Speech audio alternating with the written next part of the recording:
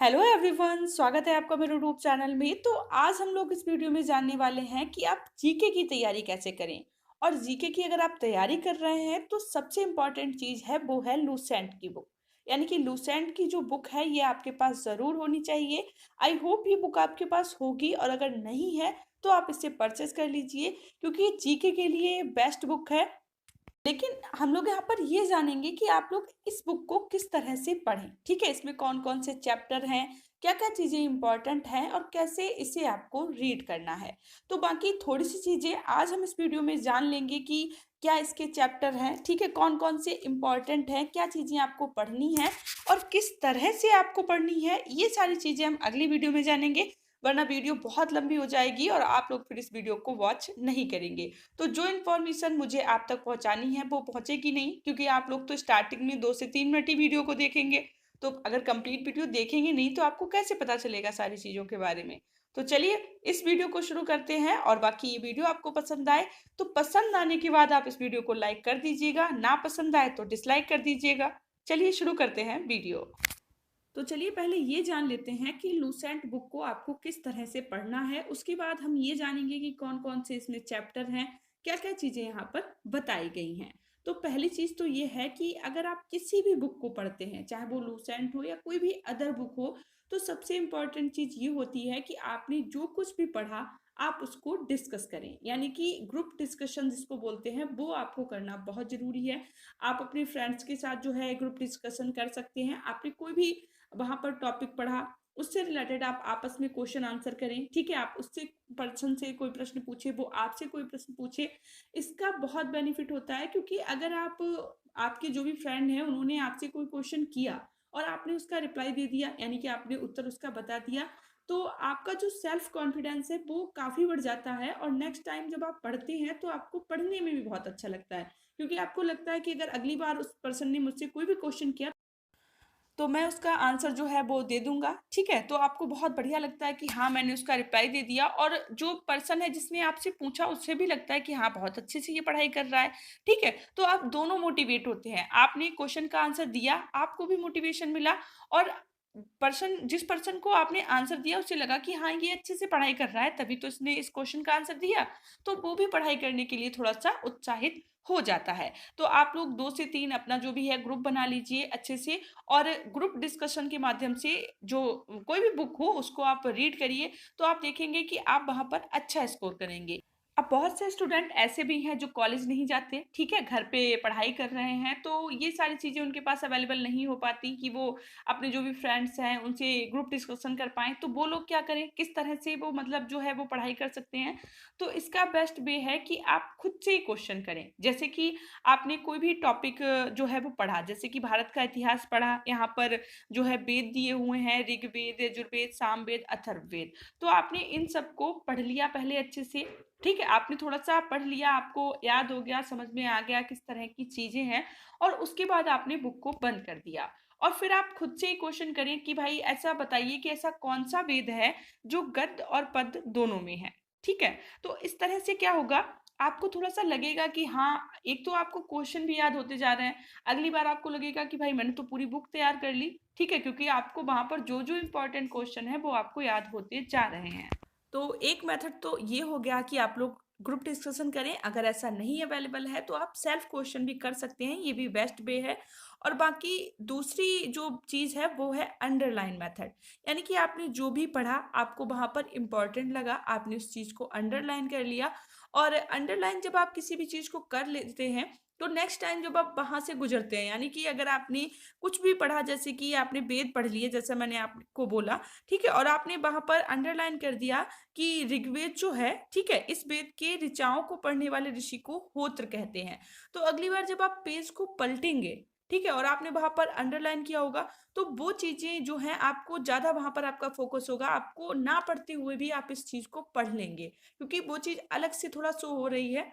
तो ये भी एक अच्छा वे है कि जिस भी चीज़ को आपने पढ़ा, आपको लगा कि ये इम्पोर्टेंट है, आपने हाइलाइटर के माध्यम से या पेन के माध्यम से जैसे भी आप चाहें उस चीज़ को अंडरलाइन कर लें, और उसके बाद जो है अपनी पढ़ाई करें। अब ये भी चीज़ है कि आपको कैसे पता चलेगा कि ये चीज़ इम्पोर्टेंट है, ठीक है? क्योंकि आपने बुक अब पढ़ना शुरू किया है आपने, अभी आपको नहीं पता है कि क्या चीज़ें हैं, कौन-सी इम्पोर्टेंट है। इम्पोर्टेंट तो आपको तभी पता चलेंगी ना जब आप पढ़ेंगे। तो उसके लिए ये है कि आप लोग जब प्रीवियस ईयर के प्रैक्टिस सेट सॉल्व करते हैं, आप लोग देखिए कि कोई क्वेश्चन वहाँ पर पूछा जा रहा है, ठीक है? 1 से 2 बार वहाँ पर पूछा गया है मतलब इम्पोर्टेंट होगा।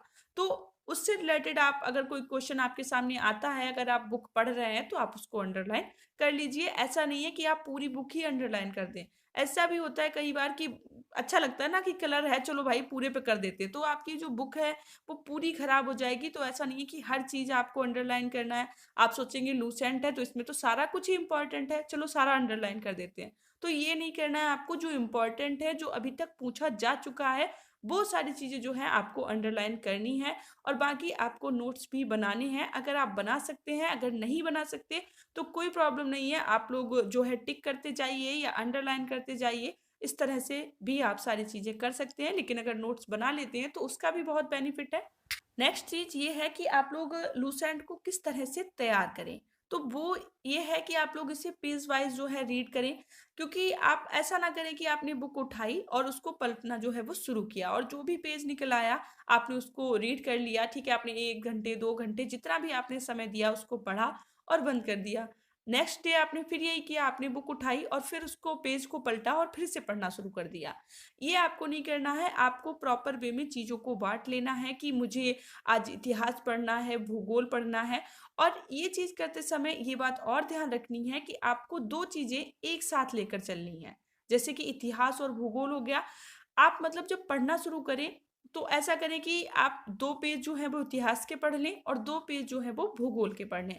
लगातार इतिहास ना पढ़ें, क्योंकि अगर आप लगातार चीज़ें करते रहेंगे तो आप बोर हो जाएँगे, ठीक है? कोई भी चीज़ अगर आपको एक तरह का ही खाना रोज़ खाने को दिया जाए, तो वो आपको अच्छा नहीं लगेगा, बट अगर थोड़ा-सा चेंज करके दिया जाए तो आपको वो खाने में अच्छा लगेगा।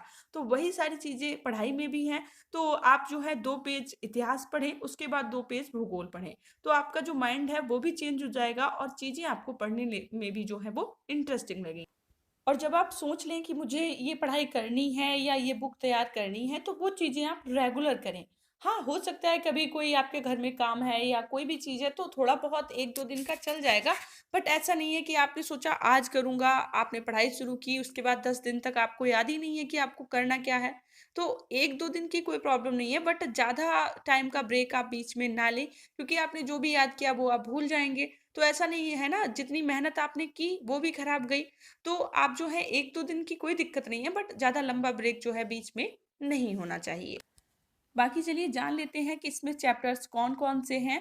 और मैंने आपको ये चीज़ पहले बताई कि आपको किस तरह से पढ़ना है, और अब मैं चैप्टर्स के बारे में बता रही हूँ। ऐसा क्यों? आपने सोचा? नहीं सोचा तो चलो बता देती हूँ ऐसा क्यों किया मैंने। क्योंकि मुझे पता है कि बहुत कम लोग हैं, आई थिंक 100 में से 10 या 20% ही लोग होंगे जो अभी तक इस वीडियो को देख रहे होंगे। बाकी लोग जो हैं इस वीडियो को छोड़कर जा चुके होंगे, क्योंकि उन्हें तो केवल खोल के ये देखना है कि कैसे पढ़ें, पढ़ना नहीं है। तो आप जो है अगर पढ़ना है तो आपको ठीक तरह से चीज़ें जो है वो समझनी होंगी, तभी आप जो है समझ पाएँगे। आप अगर किसी भी कोर्स को करना शुरू करते हैं, जैसे कि आप बीएड की तैयारी कर रहे हैं, तो ज़ाहिर-सी बात है आप बीएड करना चाहते होंगे। तो बीएड तो आप तभी कंप्लीट कर पाएँगे ना जब आप 2 साल पढ़ाई करेंगे। ऐसा तो है नहीं कि आप लोग इतनी मेहनत करें, आप लोग एडमिशन लें और 1 साल आपने वहाँ पर बीएड की और छोड़ दी। तो क्या आपकी बीएड की जो पढ़ाई है वो कंप्लीट हो जाएगी? नहीं होगी ना। तो उसी तरह से है, अगर आपको किसी भी चीज़ से फुल इन्फॉर्मेशन चाहिए है, तो आपको उसे अच्छे से समझना भी होगा। तो इसलिए मैंने पहले बता दिया कि आप लोग किस तरह से पढ़ाई करें, ताकि जिन लोगों को पढ़ाई करनी है, वो लोग अपना जो भी है, चीज़ें अच्छे से समझ लें। और उसके बाद हम लोग चैप्टर्स भी जान लेते हैं कि किस तरह से आपको ये चैप्टर यहाँ पर रीड करने हैं। यहाँ पर जो विषय सूची है, वो दी गई है, जैसे कि इतिहास में यहाँ पर प्राचीन भारत, मध्यकालीन भारत और आधुनिक भारत। विश्व इतिहास, ठीक है? तो आप समझ सकते हैं कि इतिहास में यहाँ पर 4 तरह से इसको डिवाइड किया गया है, जिसमें प्राचीन भारत है, मध्यकालीन भारत है, आधुनिक भारत है और विश्व इतिहास है। इससे रिलेटेड जो भी इम्पोर्टेंट क्वेश्चन हैं अभी तक के, वो सारे कुछ यहाँ पर अवेलेबल हैं। और उसके बाद जो है भूगोल है। भूगोल में भारत का भूगोल से रिलेटेड जो क्वेश्चन है, वो भी यहाँ पर सारे दिए हुए हैं। तो ये तो मुझे बताने की ज़रूरत नहीं है कि यहाँ पर बहुत अच्छे से चीज़ों को दिया गया है, क्योंकि इतना तो आपने अगर इस बुक को परचेज किया है तो पढ़ा ही होगा। काफ़ी अच्छी बुक है। नेक्स्ट है यहाँ पर भारतीय अर्थव्यवस्था और भारतीय संविधान। और अगर मैं आपसे ये पूछूं कि बताइए भारतीय अर्थव्यवस्था और भारतीय संविधान में से कौन सा चैप्टर यहाँ पर ज़्यादा इंपॉर्टेंट होगा? बताइए कौन सा इंपॉर्टेंट होगा? संविधान होगा ना। तो इसी तरह से आपको सोचना है कि जो ज़्यादा इम्पोर्टेंट है उसे आपको ज़्यादा समय यहाँ पर देना है। भारतीय अर्थव्यवस्था से जो है बहुत ज़्यादा दो तीन प्रश्न कभी पूछ लिए जाते होंगे, ठीक है, बट भारतीय संविधान हो गया, इससे क्वेश्चन आना तो पक्का ही है। तो इसे आपको ज़्यादा समय देना है। और उसके बाद जो है भौतिक विज्ञान है यहाँ पर, जिसमें रसायन विज्ञान, जीव विज्ञान, इससे रिलेटेड क्वेश्चन है। तो साइंस के क्वेश्चन ठीक ठाक हैं। अगर आप किसी मतलब ऐसे एग्जाम की तैयारी कर रहे हैं जहाँ पर साइंस के काफ़ी अच्छे क्वेश्चन आते हैं, तो आप कोई अदर बुक भी परचेस कर सकते हैं। बाकी मतलब नॉर्मल लेवल की जो साइंस है वो यहाँ पर दी गई है। और उसके बाद जो है विज्ञान एवं प्रौद्योगिकी है और विविध है। और विविध जो है ये यहाँ पर बहुत अच्छे तरीके से दिया गया है। जितने भी पुरस्कार हैं, जितनी भी मतलब प्रमुख देश के राष्ट्रीय पशु हो गए, विश्व की अंतर्राष्ट्रीय विमान सेवाएं, प्रमुख देशों की सरकारी दस्तावेज, जो भी चीज़ें हैं यहाँ पर बहुत अच्छे से प्रॉपर वे में दी गई हैं।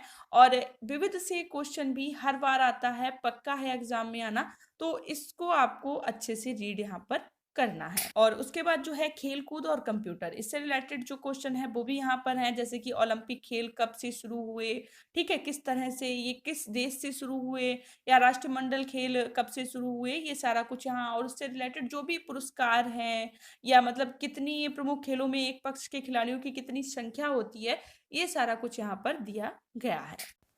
तो यहाँ पर हम लोगों ने जाना कि आपको किस तरह से पढ़ाई करनी है, यानी कि अगर आप लुसेंट की बुक को पढ़ना चाहते हैं तो कौन से मेथड हैं जिनको फॉलो करके आप आसानी से इसे जो है वो रीड कर सकते हैं, कौन कौन से इसमें चैप्टर हैं। और बाकी आगे आने वाली वीडियो में हम ये जानेंगे कि आपको इसे किस तरह से पढ़ना है। और सारा जो भी है, जैसे कि मैंने आपसे बोला इतिहास है, तो यहाँ पर भारत का इतिहास जो है इसमें प्राचीन भारत, मध्यकालीन भारत और आधुनिक भारत, ठीक है, इसके बारे में जो क्वेश्चन है, तो इनसे रिलेटेड वीडियो भी मैं आपको प्रोवाइड कराने वाली हूँ कि प्राचीन भारत में क्या चीज़ें इंपॉर्टेंट हैं। जैसे कि सारा कुछ इंपॉर्टेंट नहीं है, अगर आप बुक को उठाकर देखेंगे तो यहाँ पर जो लास्ट में है सीमावर्ती राजवंशों का अभ्युदय, ठीक है, या राजपूत राजवंशों की उत्पत्ति, तो यहाँ पर बहुत ज़्यादा एक से दो क्वेश्चन इंपॉर्टेंट होंगे, इससे ज़्यादा नहीं होंगे। तो आपको ये नहीं है कि पूरा प्राचीन भारत पढ़ना है, तो जो भी चीज़ें इंपॉर्टेंट हैं वो सारी मैं आपको प्रोवाइड कराने वाली हूँ। तो प्लीज़ आप चैनल को सब्सक्राइब कर लीजिएगा। और अगर ये वीडियो पसंद आई हो तो वीडियो को लाइक तो आपको करना ही है, बट शेयर ज़रूर करना है अपने फ्रेंड्स के साथ। मिलते हैं अगली वीडियो में, तब तक के लिए बाय बाय।